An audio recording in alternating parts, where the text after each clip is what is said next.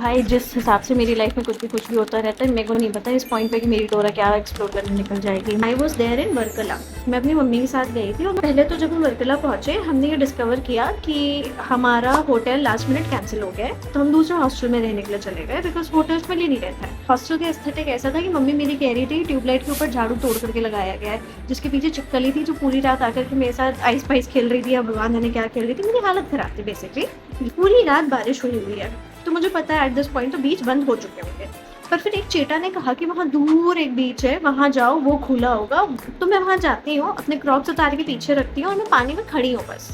और फिर मैं थोड़ी देर बाद देखती हूँ कि दूर लहर में एक क्रॉक्स दिख रहा है मुझे। मैं अपनी मम्मी को कहती हूँ कि मम्मी वो तो मेरे जैसा क्रॉक्स है, किसी के क्रॉक्स डूब गए।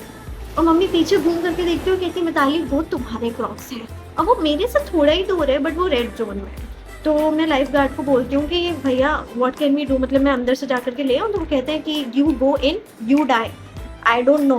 तो एनी हाउ वहाँ पे मैं और मम्मी खड़े होकर के वेट कर रहे हैं कि शायद लहरों के साथ वो क्रॉक्स हमारे तक आ जाएगी। I am genuinely praying all the gods that I know कि भाई प्लीज मुझे इसके बाद क्लिफ चढ़नी है।